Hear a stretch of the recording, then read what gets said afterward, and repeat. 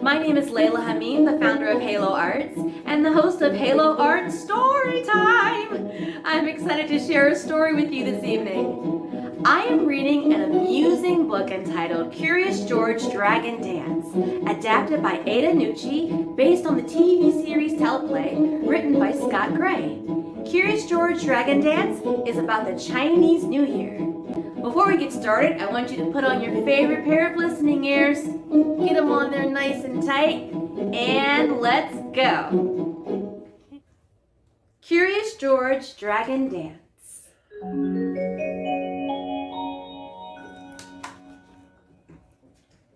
It was a beautiful day. George and his friend Marco were taking a walk when all of a sudden they came across a big party in the middle of the street. They wondered what could be happening.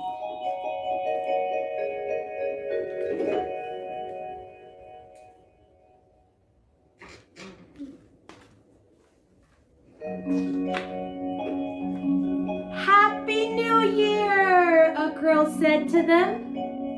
George and Marco were confused. New Year's happened on January 1st, and today wasn't January 1st.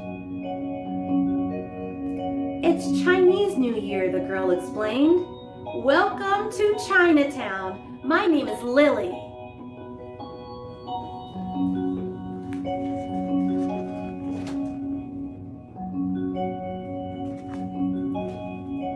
Lily told George and Marco all about Chinese New Year. The holiday is also called the Spring Festival, and it is a time for families to get together.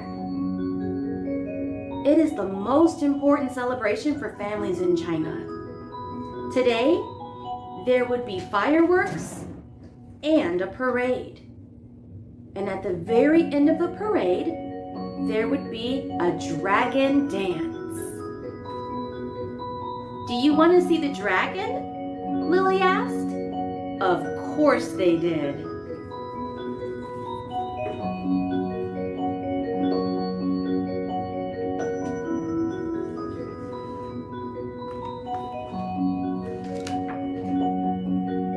The dragon was in the storeroom of Lily's parents' restaurant.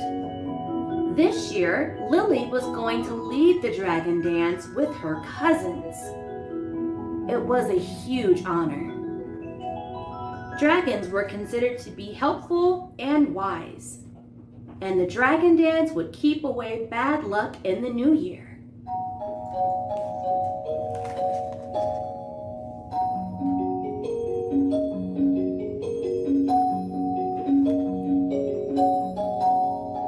There was just one problem. The parade is starting soon, she said, but my cousins are running late. Lily wanted to practice the dragon dance, but there was no one to hold the middle or the back of the dragon. What do you think they should do?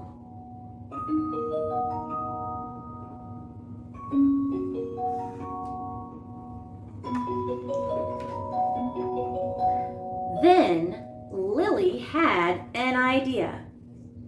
Maybe George and Marco could help her practice the dragon dance. Marco got underneath the middle of the dragon, and George went to the end. Just walk around and move back and forth like a dragon, Lily said. But it's not easy being a dragon inside of the storeroom. There were too many things to bump into. George and Marco and Lily took the dragon out on the street, where they zigged and zagged and zigged again.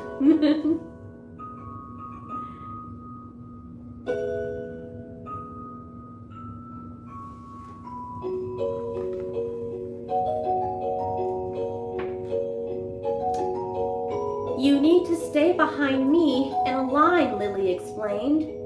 You also need to keep an even distance. They were moving like a dragon until crash! Whoops, Lily said. It's important to keep your eyes forward too.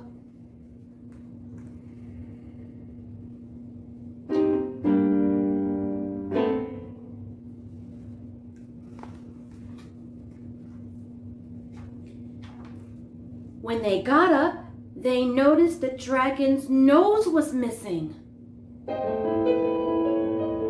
That's when George spotted the nose across the street. But not before a dog did. By the time George, Marco, and Lily caught up with the dog, the dragon nose was completely ruined.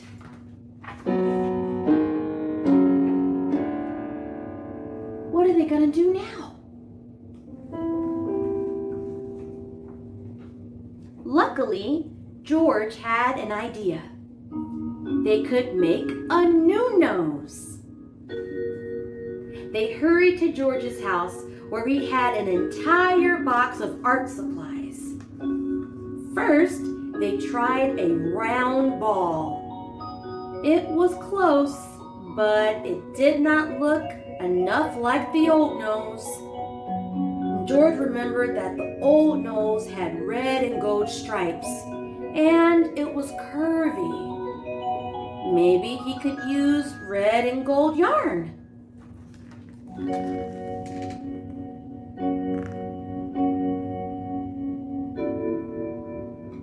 Do you think that's gonna work? Let's see.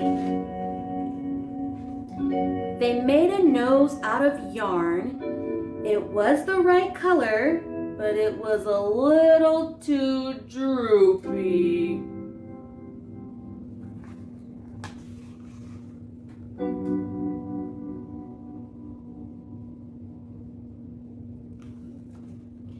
George needed to find the right material.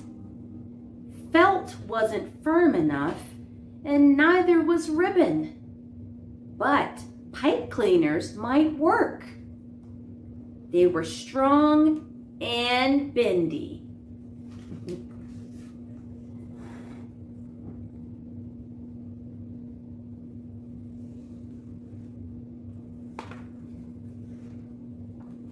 The pipe cleaners looked right, but something was still missing. The rest of the dragon head was covered in red cloth. They needed the new nose to match, and they were almost out of time. George went to the kitchen. Surely there was something there. He opened the cabinets and drawers. Then he found something. Red napkins!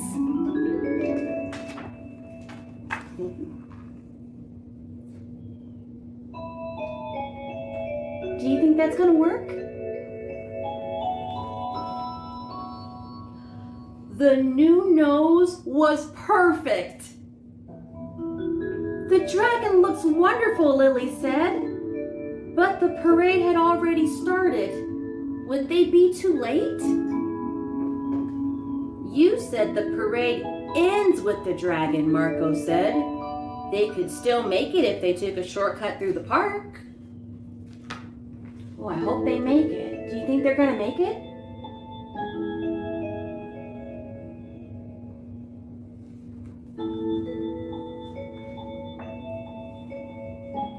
The three of them raced off like a dragon. They kept their eyes forward.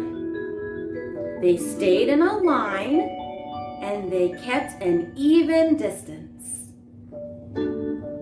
They arrived at the parade just in time. However, Lily's dad had some bad news. Lily's cousins were still stuck in traffic. They wouldn't make it to the parade. Who would help her with the dragon dance? Who do you think could help her? Guess we'll find out. Lily knew a couple of dragon dance experts, George and Marco. And that's how, with a little bit of practice and the right materials, a monkey became a dragon. That was actually a really, really sweet book. Now, did you know that the Chinese New Year is also known as the Spring Festival? It marks the first day of the Chinese calendar, but the date changes each year. It always falls between the middle of January and the middle of February. There are different ways to celebrate the Chinese New Year, and these are some traditions that people practice for the holiday. Number 1, a clean house. A thoroughly clean house is thought to give people a fresh start for the new year. Number 2, decorations. Red is considered a lucky color in China. Around Chinese New Year, you'll see red lanterns and other decorations hanging in the streets. Red envelopes. Children are often given gifts of money in red envelopes. This is also for good luck. Fireworks. Now at midnight on Chinese New Year, cities and towns are lit up with exploding fireworks shows. And last but not least, lanterns. The Lantern Festival is the traditional end of celebrations. People send glowing lanterns flying into the sky or floating on seas, rivers, and lakes. All right, so for our fun activity today, we are going to make Chinese New Year decorations. Now, this fun activity was actually found in the back of this book, the Curious George Dragon Dance book. Okay, so we are going to make some firework decorations. Are you ready? Okay, so here are the items that you will need. You'll need some black construction paper. Of course, you need glitter. I went ahead and put different types of glitter into some small containers. And to keep your area from getting too messy, you might want to lay down some old newspaper or maybe even a garbage bag so that you can keep your materials nice and clean and you don't leave too much of a mess in your house. And of course, you most definitely need some glue. Take your glue, put a circle in the middle of the paper, like so. And then you're going to draw lines coming from the circle. So they're going to be coming out from the middle of the circle in swirls. And you can make different sizes, different lengths. You can make them really big and chunky. Let's see if I can make one like that. Yeah, so you can make a thick one. Just to add some variety. So you want to keep doing these designs. That's what we're doing. Just keep on going. Okay, so that looks like a fun little funky design. Next, what we're going to do is take our glitter. And we're going to sprinkle it all over the paper. You want to make sure it hits everywhere that there's glue. So don't be too shy with it. Be very generous with this glitter. You want it to be as sparkly as possible. Okay?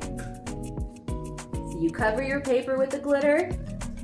The next thing you want to do is shake it. There we go. And you want to shake the extra glitter off.